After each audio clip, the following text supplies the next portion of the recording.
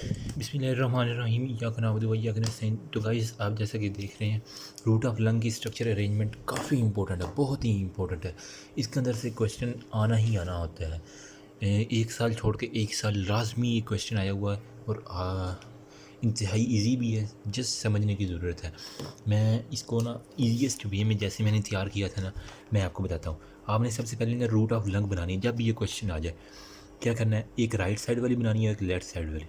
Right side वाली यूँ करके बना देनी है, थोड़ी बड़ी करके मैं बना रहा हूँ ताकि आपको वाज़ेह नज़र आए। ठीक है, ये नीचे सारे का सारा एरियोलर टिश्यूज़ हो गया। उसके बाद लेफ़्ट साइड वाला भी इसी तरह बनाना है। ये मैं सारे का सारा आपको प्रूव करके एंड पे दूंगा। ठीक है, अब ये देखिए, ये सारे का सारा एरियोलर टिश्यू हो गया। अब आपने जो है ना याद कैसे रखना है, राइट साइड पे जो होते हैं ना वो ब्रोंकस भी होता है, लेफ़्ट साइड पे ब्रोंकस भी होता है। हमें पता है पल्मोनरी आर्टरी इधर भी होती है, इधर भी होती है। दो पल्मोनरी वेन इधर भी होती हैं, इधर भी होती हैं। ठीक है, अब याद इसी तरह रखना है आपने। सबसे पहले ना राइट साइड वाला जो होता है ना, मैं यहाँ लिख देता हूँ। राइट साइड पे जो होता है ना वो ब्रोंकस जो होता है ना, जो मेन ब्रोंकस होता है वो दो में डिवाइड होता है, ईपार्टीरियल और हाइपार्टीरियल। ठीक है, आपने स्पेलिंग देख लिया, मैं जल्दी से लिख रहा हूँ ताकि वीडियो शॉर्ट से शॉर्ट हो। ठीक है, अब ईपार्टीरियल को मैं बना देता हूँ इसके साथ। चलें, ये हो गया ईपार्टीरियल। ठीक हो गया। अब ईपार्टीरियल आपने बना लिया, इसके बाद आपने क्या बनाना है, आपने बनाना है पल्मोनरी आर्टरी। पल्मोनरी आर्टरी, इसका निमोनिक यही है कि ईपार्टीरियल, पल्मोनरी आर्टरी, हाइपार्टीरियल, यार, ईपार्टीरियल, पल्मोनरी आर्टरी, हाइपार्टीरियल, पल्मोनरी वेन्स। इस तरह मैंने याद किया था। आप 3 से 4 मरतबा दोहराएंगे ना, आपकी ज़बान पे ये बिल्कुल इसी तरह पानी की तरह याद हो जाएगा। ईपार्टीरियल बन गया, पल्मोनरी आर्टरी में बनाना। हमें पता है पल्मोनरी आर्टरी में क्या होता है, डीऑक्सीजनेटेड ब्लड होता है, डीऑक्सीजनेटेड। ठीक है, ईपार्टीरियल को मैं ज़रा गहरा कर देता हूँ ताकि ये वाज़ेह हो जाए। उसके बाद पल्मोनरी आर्टरी में बना रहा हूँ। आपने एक छोटी सी पल्मोनरी आर्टरी बना देनी, सिर्फ एक बनानी है, ये याद रखिएगा। उसके बाद बनाना है हाइपार्टीरियल। ठीक है, हाइपार्टीरियल का एक स्ट्रक्चर बना देना है। दो ब्रोंकस पूरे हो गए, एक पल्मोनरी आर्टरी पूरी की। अब पल्मोनरी वेन्स बनानी है। हमें पता है लंग्स के अंदर जो वेन्स होती हैं उनके अंदर ऑक्सीजनेटेड ब्लड होता है।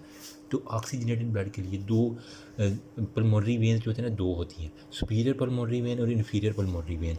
ठीक है, superior pulmonary vein, inferior pulmonary vein, that's it. आपका ये ड्रा हो चुका है।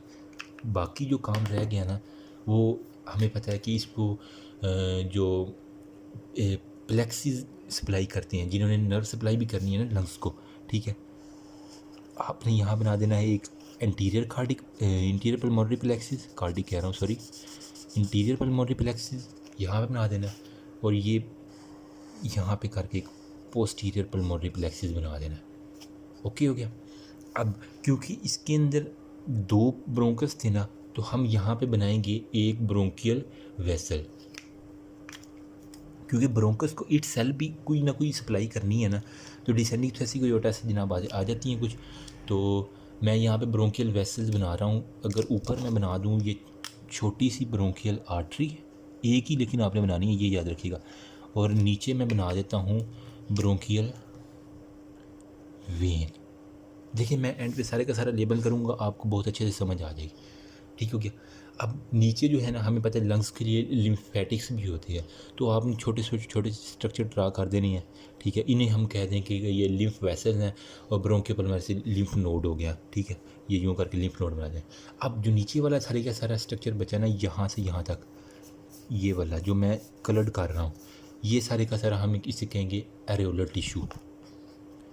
एरियोलर टिश्यू, अब मैं नाम देता हूँ, इसको मैं कहूँगा anterior pulmonary plexus, pulmonary plexus. इसको कहूँगा posterior pulmonary plexus, pulmonary plexus. Okay हो गया। अब ब्रोंकस की बारी है, ईपार्टीरियल ये, हाइपार्टीरियल ये। ईपार्टीरियल, उसके बाद मैंने कहा था पल्मोनरी आर्टरी आती है, पल्मोनरी आर्टरी, हाइपार्टीरियल, और ये दोनों, ये इसे मैंने कह दूंगा सुपीरियर, इसे मैं कह दूंगा सुपीरियर पल्मोनरी वेन,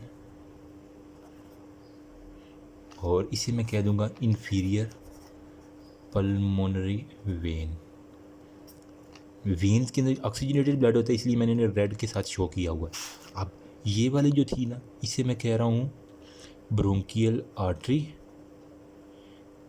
और इसे कहते हैं आप ब्रोंकियल वेन, क्योंकि ये जो है ना, ये पल्मोनरी, इन्होंने लंग्स को सप्लाई नहीं करना है, सिर्फ खून की ऑक्सीजनेशन करवा के अपना काम ख़त्म कर देना है। जो ब्रोंकोस को सप्लाई करना है वो इन्होंने करना है, ब्रोंकियल आर्टरीज और ब्रोंकियल वेन में आ जाना है। ठीक है, समझ आ गई होगी आपको बात की, होप सो। अब ये तो हो गई राइट की। अब लेफ़्ट के ऊपर मैं आ रहा हूँ। लेफ़्ट के ऊपर क्या है, आपने ऊपर पल्मोनरी आर्टरी बनानी है, नीचे ब्रोंकस बनाना है, फिर 2 पल्मोनरी वेन बनानी है। यहाँ पे ईपार्टीरियल और हाइपार्टीरियल था, यहाँ पे सिर्फ एक ही ब्रोंकस बनेगा। ठीक है, मैं उसी से बना देता हूँ। तो क्योंकि यहाँ पे एक ही यहाँ पे 2 ब्रोंकस थे ना, यहाँ पे हमने ये वाला उड़ा के बाकी स्ट्रक्चर वैसे का वैसा ड्रा कर देना है।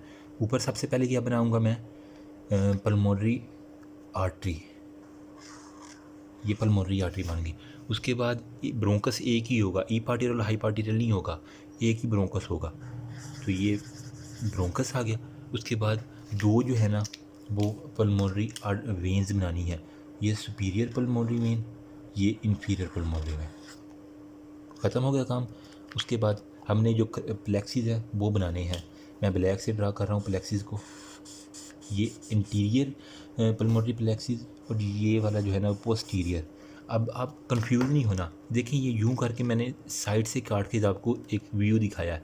यहाँ पे इंटीरियर जो आगे वाली साइड के, यहाँ पे चेस्ट वाली साइड पे है, पोस्टीरियर वाला ये जो है ना ये वर्टिब्री है, क्योंकि हमें पीछे बैक पे सारी की सारी वर्टिब्री होती है, तो इसीलिए हम इसे पोस्टीरियर पल्मोनरी प्लेक्सिस कह रहे हैं।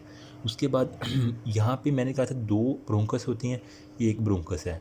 यहाँ पे एक ब्रोंकियल आर्टरी है, यहाँ पे आपने 2 ब्रोंकियल आर्टरीज बनानी है, ये आपने लाजमी याद रखना है। ठीक है, एक ऊपर ब्रोंकियल आर्टरी बना दें, फिर ब्रोंकियल दूसरी जो है वो ब्रोंकियल वेन बना दें। ठीक हो गया, नीचे फिर एक ब्रोंकियल आर्टरी बना दें। ओके हो गया। अब इसके बाद जो है ना हमारा ये लिम्फ नोड्स रह गए हैं और लिम्फेटिक्स हो गया। यहाँ पे छोटे छोटे आपने लिम्फ नोड लिम्फेटिक बना देने हैं। नीचे जो है ना ये एक लाइन लगा के हल्की सी, और ये सारे का सारा एरेोलर टिश्यू, ये और ये एरेोलर टिश्यू हो गया। ठीक हो गया। अब इन दोनों को मैं कह रहा हूँ लिम्फ वेसल और लिम्फ नोड्स। लिम्फ वेसल और ब्रोंकियो पल्मोनरी लिम्फ नोड आप कह दें तो ज़्यादा अच्छा होगा, क्योंकि ब्रोंकस के साथ और पल्मोनरी के अंदर है, तो ब्रोंकियो पल्मोनरी लिम्फ नोड हो गया। ओके हो गया। इसके बाद इसको आपने कहना है ब्रोंकियल आर्टरी, और ये जो मैंने ये ब्लू से बनाई है इसे ब्रोंकियल वेन आपने करना है। ये हो गया पोस्टीरियर कार्डिक प्लेक्सिस, सेम वैसे ही इसको आपने कह देना है एंटीरियर कार्डिक प्लेक्सिस। ओके हो गया। ये जो है ना ऊपर वाला ये हो जाएगा पल्मोनरी आर्टरी। पल्मोनरी आर्टरी के अंदर डीऑक्सीजनेटेड है, इसलिए मैंने इसे ब्लू से बनाया हुआ है। अब ये जो हो गया इसे मैं कहूँगा ब्रोंकस, या आप इसे, हाँ ब्रोंकस ही है, ठीक है, ब्रोंकस, प्रिंसिपल ब्रोंकस कह रहे हैं या ब्रोंकस कह लें। ये हो गया सुपीरियर सुपीरियर पल्मोनरी वेन, क्योंकि हमें पता है लंग्स के अंदर जितनी भी वेन्स हैं उनके अंदर ऑक्सीजनेटेड ब्लड आएगा।